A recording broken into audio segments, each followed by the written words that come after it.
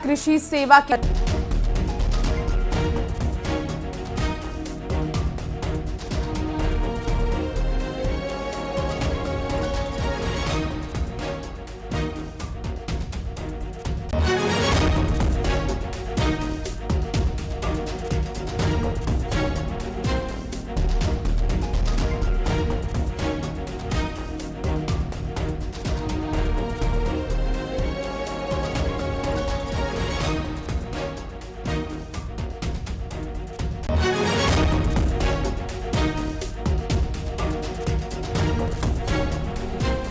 और इसी बीच ये बड़ी खबर, जहां पूर्व सीएम भूपेश बघेल के खिलाफ एफआईआर दर्ज हुई है। कई धाराओं में भूपेश बघेल को बनाया गया है आरोपी। ईओडब्ल्यू ने दर्ज की भूपेश बघेल पर एफआईआर।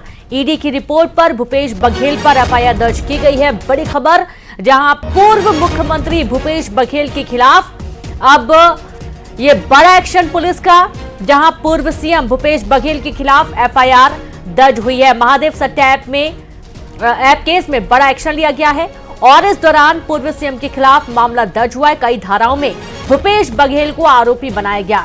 ईओडब्ल्यू ने दर्ज की भूपेश बघेल पर एफआईआर। ईडी की रिपोर्ट पर भूपेश बघेल के खिलाफ एक्शन लिया गया और मामला दर्ज किया गया है।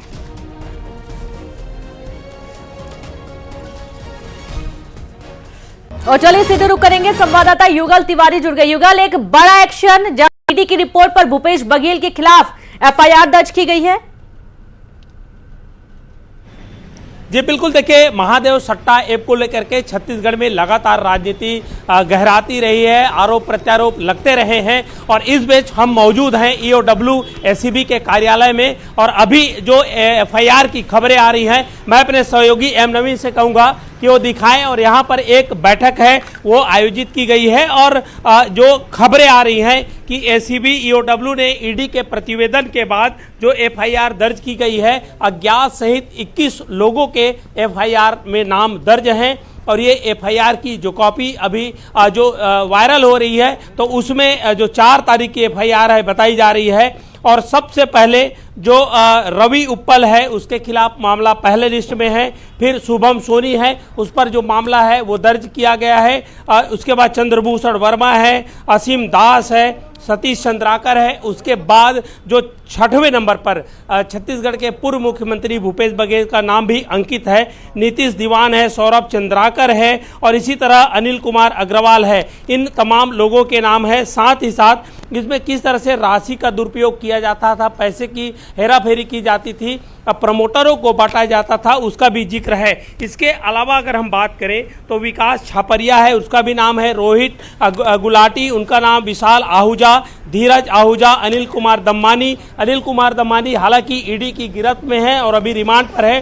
सुनील कुमार दम्मानी है और भीम सिंह यादव, हरिशंकर तिब्रवाल सहित ऐसे जो 21 नाम है। इसमें ये जो ईडी ने जो एसीबी और ईओडब्ल्यू को जो प्रतिवेदन भेजा है, उसमें एक बात का भी जिक्र है कि कुछ पुलिस के अधिकारियों की भी संलिप्तता उसमें पाई गई है। लेकिन अभी तक जो बड़े पुलिस के अधिकारी जिनके नाम पहले आते रहे हैं या फिर जो उल्लेख है जो ईडी के प्रतिवेदन पर, तो उन पर एफआईआर की खबरें अभी तक नहीं आई है। लेकिन सबसे अचरज की बात यही है कि जो एसीबी ईओडब्ल्यू के जो जवाबदार अधिकारी हैं, जिनके हवाले से ये खबरें आ रही हैं कि एफआईआर दर्ज की गई है, लेकिन वो अभी इस मसले पर किसी तरह से कुछ भी बोलने से इनकार कर रहे हैं। यह बात तय है कि एसीबी ईओडब्ल्यू कार्यालय में अभी एक बैठक आयोजित की गई है। बैठक किस मसले पर है ये भी अभी स्पष्ट नहीं हो पाया है, लेकिन आला अधिकारी मौजूद हैं और इस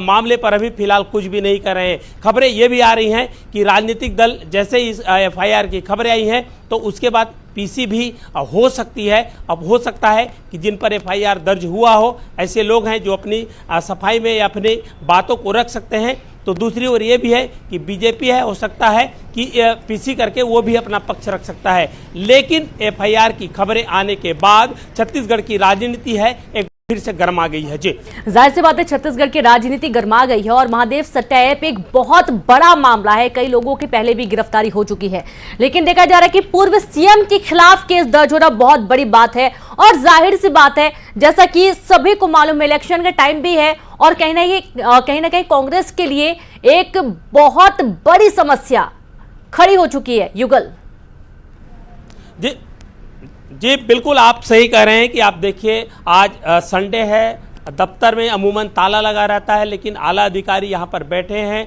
अगर वो वर्क कर रहे हैं तो जाहिर तौर पर कहा जा सकता है कि मामला संजीदा है और मामला बड़ा भी हो सकता है। लेकिन अभी जो खबरें आ रही हैं, 6 बजे पूर्व मुख्यमंत्री भूपेश बघेल हैं, वो पत्रकार वार्ता राजीव भवन में करने जा रहे हैं। देखना ही होगा कि विषय क्या है। लेकिन अभी जो जानकारी आ रही है, जो FIR की खबरें हैं, वो अपने आप में छत्तीसगढ़ की बहुत बड़ी खबर इसे कही जा सकती है। रेनू, खबर इसलिए कि पूरे लगभग 1.5 से 2 साल वक्त हो गया है जो ACB जो है ED की कार्रवाई को लेकर के लगातार कांग्रेस ने सवाल खड़े किए हैं और वो कहते रही है कांग्रेस कि ED। जी बिल्कुल युगल, आपको रोकना चाहेंगे। बीजेपी से अनुराग अग्रवाल जी जुड़ गए। अनुराग जी, सबसे पहला रिएक्शन आपका कि पूर्व सीएम भूपेश बघेल के खिलाफ ED की रिपोर्ट पर मामला दर्ज किया गया है, रिएक्शन आपका इस पर? विषय ये है कि अगर आप जनता के पैसे का नुकसान करोगे, जनता के पैसे को स्वहित में उपयोग करोगे और अपना सत्ता का दुरुपयोग करोगे तो आपको उसकी सजा मिलनी तय है। सत्ता हमेशा सेवा के लिए मिलती है, लेकिन कांग्रेस इस बात को कभी नहीं समझ पाई। वो हमेशा सत्ता को सुख साधन का संपन्नता का प्रतीक बना के चली रही। लगातार 5 साल में आपने देखा है कि प्रदेश में 53,000 करोड़ रुपए का कर्ज लेने के बाद भी अधोसंरचना के एक भी काम नहीं हुए। PSU में युवाओं का भविष्य बेच दिया गया। गंगा जल की सौगंध खा के महिलाओं को शराबबंदी का वादा करके उसके शराब के पैसे से अपना घर भरा गया और उनके सुहाग उजाड़े गए। इन सबकी सजा उनको मिलनी ही थी और ये सजा अभी मिलनी प्रारंभ हुई है और ये तो शुरुआत है। 5 साल में भूपेश बघेल के नेतृत्व में जिस प्रकार पूरे छत्तीसगढ़ में अपराध बढ़े, भ्रष्टाचार बढ़े, धीरे धीरे देखिए सारी चीजों की सजा इनको मिलेगी। अब ये कहते हैं कि भारतीय जनता पार्टी एजेंसियों का दुरुपयोग करती है, तो भाई आपके अधिकारियों पे तो आरोप आपके मंत्री लोग लगाए थे। माननीय जयसिंह अग्रवाल जी ने तो पत्र लिखा था, आपने तो संज्ञान लिया नहीं जी। तो लगातार जिस तरह भ्रष्टाचारी अधिकारियों को आप बचाते रहे, अपने लोगों को बचाते रहे, आज ही तो कल इस भ्रष्टाचार की आंच आप तक पहुंचनी ही थी और वो पहुंचनी प्रारंभ हो गई। जी बिल्कुल, तकरीबन 7 धाराओं के तहत मामला दर्ज किया गया है और जाहिर सी बात है कि इसका एक बहुत बड़ा नुकसान भी, क्योंकि कहीं ना कहीं ये जो पूरा मामला है इसमें कई लोगों के पैसे फंसे हुए हैं, कई गरीब भी हैं और जीवन भर की कमाई जोड़कर जमा कर देते हैं, जीवन भर की पूंजी बर्बाद हो जाती लोगों की। और इस मोड़ पर आकर जब इलेक्शन का टाइमिंग है अनुराग जी, तो जाहिर सी बात है कि एक बड़ा नुकसान कांग्रेस के लिए भी है। यहाँ पर मैं ये कहता हूँ कि आप इसको इलेक्शन से जोड़कर क्यों देखते हैं। आप देखिए, आप दुर्ग जाइए, दुर्ग में 20,000 युवा इस महादेव के चुंगेल में फंस के अपना भविष्य बर्बाद कर चुके हैं। पूरे प्रदेश में लाखों की संख्या में युवा अपना भविष्य बर्बाद कर चुके हैं। बिल्कुल, कांग्रेस को दुनिया में लाभ हानि का मतलब पैसा और भ्रष्टाचार ही दिखता है। अगर उनको जनता और देश की सेवा करनी होती तो आजादी के बाद आधे दशक तक उनका देश पर शासन था। इस देश में 50 साल में इन्होंने क्या किया जनता ने देखा है। जब इनके ऊपर बात आती थी तो लोकतंत्र का तक हरण करने लग गए थे। ये तो अपने स्वार्थ के लिए देश से आपातकाल तक लगा चुके हैं। कांग्रेस के लिए निज स्वार्थ सर्वोपरि है, बाकी सब उसके बाद है। जी बिल्कुल, और हमारे साथ धनंजय सिंह जी भी जुड़ गए हैं कांग्रेस से। धनंजय जी, ये एक तो लगातार आरोप लगाते रहिए जब कांग्रेस के ऊपर, तब तो कहते रहिए कांग्रेस की झूठे आरोप है, सारे बेबुनियाद आरोप हैं और अब ED की रिपोर्ट पर भूपेश बघेल के खिलाफ FIR दर्ज की गई है। देखिए, मैंने तो आपसे पहले कहा ना, ED जो है भारतीय जनता पार्टी का इलेक्शन डिजाइनर है। अच्छा। ठीक चुनाव के पहले भारतीय जनता पार्टी ED को भेजती है, ED आती है, कांग्रेस और भारतीय विपक्षी जो विपक्षी दल के नेता उनके यहाँ छापामार कार्रवाई करती है। PC नरेंद्र मोदी जी आते हैं और ED की लिखी पटकथा पर वो भाषण देते हैं, विपक्षी नेताओं का चरित्रहरण करते हैं। चुनाव खत्म होता है और वही जिस पर आरोप नरेंद्र मोदी जी लगाते हैं, अगर वो भाजपा ज्वाइन कर ले तो कमल छाप वॉशिंग पाउडर से धुल जाते हैं। जैसे कि अभी चिंतामणि महाराज को इन्होंने धुलाई करके अपना प्रत्याशी बना लिया है। ये पूरी तरीका से भूपेश बघेल जी के चरित्र हनन का षड्यंत्र भारतीय जनता पार्टी ने रखा है। आप देखेंगे भूपेश बघेल जी जब राजनांदगांव से प्रत्याशी बनाए गए, उसके बाद भाजपा किस प्रकार से चरित्र हनन कर रहे हैं। कभी जिहादी जैसे तस्वीर बताकर आरोप लगाते हैं। और अभी ईओडब्ल्यू क्या है? मुख्यमंत्री के दिन काम करने वाली एजेंसी है। हम तो पहले दिन से कह रहे हैं इनके ये लगातार इस प्रकार कार्य करेंगे और जनता में भारतीय जनता पार्टी का चरित्र पर्दाफाश हो गया है। हम जन अदालत में इसको लेके जाएंगे और भाजपा का चरित्र पर्दाफाश करेंगे। और देश ने देख लिया है कैसे चौकीदार ने 18 घंटे जाकर कैसे 6,000 करोड़ रुपए का चंदा लिया है, कैसे फ्यूचर गेमिंग ऐप जो सट्टा और जुआ खिलाता है उससे हजारों करोड़ रुपए भाजपा ने चंदा लिया है। ये देश समझता है और नरेंद्र मोदी जी की विदाई तय हो गई है। इसलिए जो सच है वो तो एक समय के बाद सामने आ ही जाएगा धनंजय जी, लेकिन इस वक्त जो बड़ी मुसीबत आन पड़ी है कांग्रेस के ऊपर, इस पर क्या एक्शन लिया जा सकता है या क्या एक्शन लिया जाएगा कांग्रेस के हाईकमान के द्वारा? अदालत में जाएंगे और नरेंद्र मोदी जी और भारतीय जनता पार्टी का चरित्र पर्दाफाश करेंगे। कैसे चुनाव में जब हार होता है तो विपक्षी दल के नेताओं का चरित्र हनन करते हैं। ये विपक्षी दल के नेताओं के साथ देखेंगे ना, जब किसान आंदोलन करते हैं तो किसान को आतंकवादी, नक्सली और टुकड़े में बोलते हैं। रावण आंदोलन करे तो देशद्रोही बोलते हैं। आप मुद्दे से भटक रहे हैं धनंजय जी, रोकना चाहेंगे आपको। अनुराग जी, ये तो सीधा आरोप बीजेपी पर आ रहा है कि ईडी और ये भी जांच एजेंसियां हैं, ये तो सीधे तौर पर बीजेपी की जो बनी बनाई पटकथा होती है उस पर चलती है। अभी आपने सुना धनंजय जी को। कहावत है कि नक्शा के नाक कटे 1.5 हाथ रोज बढ़े। मतलब जिस आदमी के पास कोई चरित्र नहीं है वो चरित्रता की बात करेगा। अभी इन्होंने कहा कि हम अदालत में जाएंगे और जनता की अदालत में जाएंगे, तो धनंजय जी और कांग्रेस भूल रही है कि 3 महीने पहले ही जनता की अदालत ने फैसला दिया है। प्रचंड बहुमत से चुनी हुई कांग्रेस की सरकार को प्रदेश से निकाल बाहर किया है। ये जनता का फैसला है, ये इसको तक स्वीकार नहीं कर पाते। हम तो कहते हैं साहब जनता का फैसला कर लीजिए, कोर्ट का फैसला कर लीजिए, कोई भी फैसला कर लीजिए, लेकिन गरीब जनता का पैसा उनको देना पड़ेगा। गरीब जनता का अगर हक छीनोगे तो उसकी सजा मिलेगी। आप कितना भी प्रलाप करते रहे, जो सच है वो सामने आएगा। आप मुझे बताइए ना, जयसिंह अग्रवाल जी लगातार रानू साहू पे आरोप लगाते रहे, लेकिन जब उनको भूपेश बघेल जी उन पर कार्रवाई करने पर जब उनको बड़ा जिला देते हैं। इसी और कोल घोटाले में मुख्यमंत्री जी के उप सचिव सौम्या चौरसिया जी 14 महीने से जेल पे हैं, समीर विश्नोई जी जेल पे हैं। इनको संरक्षण लगातार भूपेश बघेल जी देते रहे। भाई अगर आप अपराधियों के साथ रहोगे तो कार्रवाई होगी ना।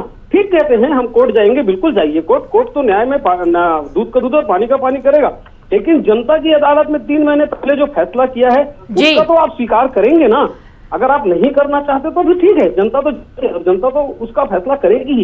एक बात समझना पड़ेगा कि चौकीदार हुआ है, अगर गरीब जनता का पैसा खाएंगे तो चौकीदार बख्शेगा नहीं। जी, मुख्यमंत्री बनने के पहले, भूपेश बघेल के मुख्यमंत्री बनने के पहले पूरे परिवार के साथ उनको थाने ला दिया गया था, थाने में बैठा दिया गया था। आरोप काफी सारे थे, घोटाले के आरोप उन पर लगे हुए थे और उसके जैसे ही वो मुख्यमंत्री बने उसके बाद सारे आरोप उनके निराधार हो गए। जांच हुई और जांच के बाद सारी स्थितियां साफ हो गई। इस बार एक बार फिर से भूपेश बघेल घेरे में आ चुके हैं।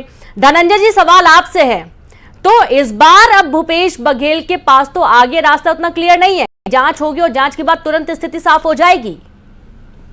देखिए, आपने जो बातें कही ना कि जब रमन सिंह जी मुख्यमंत्री थे, भारतीय जनता पार्टी की सरकार थी, जो एन चुनाव के वक्त भूपेश बघेल जी की जो माता भी स्वर्गीय हो गई है, जो इनका अस्पताल में इलाज चल रहा था ना, उनके भूपेश बघेल जी की धर्मपत्नी को, उनके बच्चों को रमन सिंह की सरकार ने इसी ईओडब्ल्यू के पास बुलाकर गिरफ्तार करने का प्रयास किया था। याद है ना, पूरे प्रदेश से देखा है। बिल्कुल। वही हरकत विष्णु साय सरकार कर रही है। फिर एक बार भूपेश बघेल जी का चरित्र हत्या करने के लिए यही वो ईओडब्ल्यू है जहां बुलाकर चरित्र हत्या का प्रयास कर रहे हैं। प्रदेश देख रहा है भारतीय जनता पार्टी के चरित्र को। जब भाजपा की सरकार बनती है, कांग्रेस नेताओं को कैसे परेशान किया जाता है। ये प्रदेश भूला नहीं है 2017 की घटना, जब रमन सिंह मुख्यमंत्री थे, भूपेश बघेल जी की वृद्ध माता जिनका इलाज चल रहा था, उनको एम्बुलेंस में बैठाल कर पुलिस ने गिरफ्तार किया था ईओडब्ल्यू में। भूपेश बघेल जी, उनकी धर्मपत्नी, पुत्र को आज भी वही हरकत ईओडब्ल्यू कर रहा है। ये समझ में आ गया है कि भूपेश बघेल जी छत्तीसगढ़ के सर्वोच्च नेता। अच्छा, ये ईओडब्ल्यू पर हमेशा से सवाल उठते रहे हैं, लेकिन एक बार ये भी कि जब पक्ष में बात आती तब सवाल नहीं उठता। बहुत शुक्रिया आप दोनों का हमसे जुड़ने के लिए, तमाम बातचीत करने के लिए। और इस वक्त युगल भी जुड़े हुए हैं, युगल की तरफ भी एक बार रुख करेंगे। युगल, मुद्दा बहुत ही गंभीर हो चुका है। देखिए, पहले भी भूपेश बघेल घेरे में आए थे, लेकिन जब सत्ता में आ गए, मुख्यमंत्री बन गए, उसके बाद देखा गया कि जो सारे आरोप थे वो निराधार हो गए। जांच हुई, जांच में वो बिल्कुल साफ पाए गए।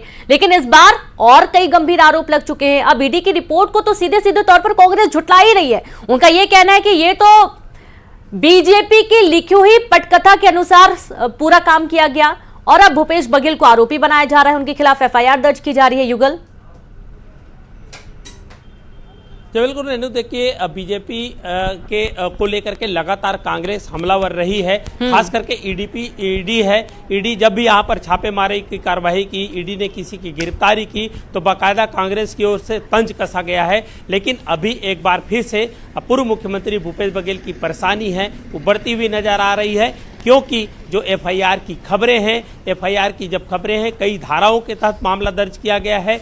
महादेव सट्टा ऐप के संचालन को लेकर के जिस तरह से जो नोटिस भी जारी किया गया था, साथ ही साथ ये बड़ी लंबी कार्रवाई विगत 2 वर्षों से चल रही है। कई अधिकारी कर्मचारी जेल में हैं। कोल स्कैम का मामला आया, लगातार सरकार विपक्ष में जो तीखे जो नोक झोंक है वो होते रहे हैं। मामला सदन पर भी गूंजा, लेकिन अभी फिलहाल एक बार एफआईआर की जो खबरें आ रही है उससे परेशानी तो बढ़ी हुई नजर आ रही है। अब देखना होगा 6 बजे जब पूर्व मुख्यमंत्री भूपेश बघेल जब प्रेस कॉन्फ्रेंस करते हैं तो उसमें किस तरह से अपनी बातों को रखते हैं, किन मुद्दों को रखते हैं। लेकिन ईडी के आड़ में लगातार इस तरह से जो हमले हैं कांग्रेस बीजेपी की ओर लगातार करते रही है। लेकिन एक जांच एजेंसी है, उस ईडी की रिपोर्ट पर यह भी उल्लेखित है कि कुछ पुलिस अधिकारियों की, पुलिस विभाग के कर्मचारियों की संलिप्तता पाई गई है। तो ऐसे में क्या उन पर भी एफआईआर होता है, उनका भी नाम का जिक्र है। तो देखना ही होगा कि आगे जब एफआईआर होती है तो उसमें लिखा भी है कि एक कंडिका में लिखा हुआ है कि अज्ञात पुलिस अधिकारी कर्मचारी। तो देखना होगा क्या उन पर गाज गिर पाती है या नहीं गिर पाती है। लेकिन अभी परेशानी तो फिलहाल बढ़ी हुई नजर आ रही है और अभी भी जो एसीबी ईओडब्ल्यू के ऑफिस में आला अधिकारी बैठे हैं, मीटिंग चल रही है। लेकिन अभी तक ये कहा जा सकता है कि आधिकारिक पुष्टि नहीं हुई है। लेकिन ये तय है, जिस तरह से एफआईआर की कॉपी आई है जिसमें उनका जिक्र है, 21 लोगों का नाम है, पुलिसकर्मी भी उसमें शामिल है, तो ये कहा जा सकता है कि आने वाले समय में छत्तीसगढ़ की राजनीति पर और भी उफान आ सकता है। जी, जाहिर सी बात है, कई सारी धाराएं जैसे कि आईपीसी की धारा 120B, 34, 406, 420, 467 और 468, साथ ही 471 के तहत मामला दर्ज किया गया है। युगल, सवाल यह है कि एक बड़ा चेहरा कांग्रेस के और वो भी दागदार हो चुके हैं। कांग्रेस को कांग्रेस लगातार नुकसान तो उठा ही रही है, कद्दावर नेता बीजेपी में शामिल हो चुके हैं। लेकिन अब वो चेहरा जो काफी फेमस हो चुका था अपने कार्यकाल के दौरान, अब वो भी अब इस तरीके से ईडी की चपेट, ईडी की रिपोर्ट के बाद से अब दागदार होता हुआ नजर आ रहा है। जाहिर सी बात है कि कांग्रेस के लिए ये समय अब बहुत ही ज्यादा पीड़ादायी, या ये कह सकते हैं कि कठिनाइयों भरा होने जा रहा है। युगल जी बिल्कुल, आप सही कह रहे हैं। देखिए, रायपुर की घटना है जब पूर्व मंत्री राजेश मूणत का जो सीडी वायरल हुआ था उसमें उनको खामियाजा उठाना पड़ा। जनता के बीच इस तरह के मैसेज जाते हैं, चुनाव में अलग अलग परिदृश्य भी बनता है और उसका खामियाजा कहीं ना कहीं भुगतना पड़ता है। और जब जो एक बड़ी एजेंसी है, अगर वो प्रतिवेदन दे और उसके बाद एफआईआर हो तो उसका जो मनोवैज्ञानिक जो प्रभाव है वो आम जनता, आम मतदाता पर पड़ता ही है। और अगर हम बात करें चुनाव परिदृश्य की, अगर बात करें तो जिस तरह से बीजेपी को घेरने के लिए कांग्रेस के बड़े नेता मैदान पर डटे हुए हैं। राजनांदगांव से पूर्व मुख्यमंत्री खुद प्रत्याशी है और ऐसे में उनके खिलाफ एसीबी ईओडब्ल्यू में अगर एफआईआर होता है तो बिल्कुल मैसेज एक गलत तरीके से जाता है। मैसेज को किस तरह से कन्वे किया जाएगा ये भी एक अलग बात है। लेकिन इस एफआईआर का खामियाजा हो सकता है उनको भुगतना पड़े। लेकिन अभी जो एफआईआर की जो खबरें आ रही हैं और अभी हालांकि आधिकारिक पुष्टि अभी भी नहीं कर रहे हैं, लेकिन जिस तरह से बैक टू बैक अब पीसी जो होने जा रहा है तो ये कहीं ना कहीं कड़ियाँ जुड़ती है और कांग्रेस लगातार आरोप लगाती रही है बीजेपी पर ईडी का, केंद्रीय जांच एजेंसियों का दुरुपयोग करने का। जी, भूपेश बघेल के साथ 21 अन्य लोगों के खिलाफ भी मामला दर्ज किया गया है। इनमें कौन कौन से विभाग के लोग शामिल हैं, कोई जानकारी, कोई डिटेल इस बारे में? जी बिल्कुल, देखिए अभी हम एक तस्वीर दिखाना चाहेंगे और ये तस्वीर साफ बयां कर रही है कि अभी भी एसीबी और ईओडब्ल्यू के जो अधिकारी हैं वो हम मौके पर मौजूद हैं। और अगर हम नामों का जिक्र करें, बहुत सारे अधिकारियों की गिरफ्तारी हुई है जिसमें आईएएस भी हैं जो अभी भी जेल में है। लगभग 1 साल से अधिक वक्त हो गया है और वो जेल पर हैं। लेकिन इसमें जो कुछ राजनेता भी हैं, कुछ पुलिस अज्ञात पुलिस के जो कर्मचारी हैं उनका भी नाम है। सुरेंद्र बागड़ी है उर्फ जूनियर, कोलकाता का रहने वाला है, इसका भी नाम है। सूरज चोखानी है और इसके अलावा ब्यूरोक्रेट्स, पुलिस के अधिकारीगण, ओएसडी गण, अज्ञात निज व्यक्तिगण, मतलब बहुत सारे ऐसे लोग हैं। जब इस तरह से मामले का खुलासा होगा, परत दर परत खुलासा होगा, तो बहुत सारे नाम आएंगे। अज्ञात का मतलब यही होता है रीनू कि उसमें एक भी नाम हो सकते हैं और एक से अधिक नाम हो सकते हैं। तो अभी जो 21 लोगों का नाम आया है, तो उसमें एफआईआर में लोगों की संख्या है वो बढ़ सकती है, वो सामान्य लोग भी हो सकते हैं। पुलिस ओएसडी की भी जिक्र किया गया है, तो किसका ओएसडी है, कौन राजनेता का ओएसडी है, ये तो जांच के बाद पता चलेगा। लेकिन एक विस्तृत जांच का ये पूरा ब्यौरा है। लेकिन महादेव सट्टा ऐप को लेकर के जिस तरह से एक वीडियो भी जारी हुआ था, उसमें उसने खुलासा करते हुए ठीक बताया था, विधानसभा चुनाव के वक्त था जब एक बीजेपी ने वीडियो भी जारी किया था, तभी जमकर बवाल मचा था। और अब तो लोकसभा का चुनाव है और उस वक्त इस तरह की एफआईआर की जब खबरें आ रही हैं, वो भी पूर्व मुख्यमंत्री के खिलाफ, तो एक बड़ा मामला, बड़ा वो कहा जा सकता है। इससे पहले भूपेश बघेल की जो गिरफ्तारियां हैं वो भी हुई थी, कुछ दिन वो जेल गए थे, लेकिन उस सर कांग्रेसियों ने जमकर बवाल है वो मचाया था। तो देखना होगा कि अब इस एफआईआर को लेकर के कांग्रेस की क्या स्ट्रेटेजी रहती है, किस तरह से पब्लिक पे, मतदाता के बीच वो जाते हैं, कैसा अपना पक्ष रखते हैं। ये फिलहाल कांग्रेस के लिए एक चुनौती भरा डगर अभी फिलहाल साबित हो रहा है। जी बिल्कुल चुनौती भरा है ही। और दूसरी तरफ अब कांग्रेस, अब चूंकि जाहिर से बात है, आरोप लगाने के अलावा कांग्रेस अभी बहुत शॉर्ट टाइम पे कुछ ज्यादा कर भी नहीं पाएगी। हाँ, वो बातें अलग हैं कि अभी अदालत तक जाएंगे, इस मामले को आगे खींचा जाएगा, लेकर जाएंगे, फिर समाधान होगा। लेकिन इसके पहले अभी जो स्थिति है, कांग्रेस सीधे तौर पर आरोप लगा रही है कि बीजेपी की रची रचाई साजिश के अंतर्गत ये कार्रवाई हो रही है। भूपेश बघेल पूरी तरीके से साफ हैं, ये कहना है कांग्रेस का। भी कुछ देर पहले हमारी बात हो रही थी, धनंजय सिंह का यही कहना था कि जो बीजेपी ने कह दिया, बड़े लीडर्स आए, उन्होंने जो बोल दिया, उसी के अनुसार पूरी कथा चल रही है छत्तीसगढ़ की राजनीति में।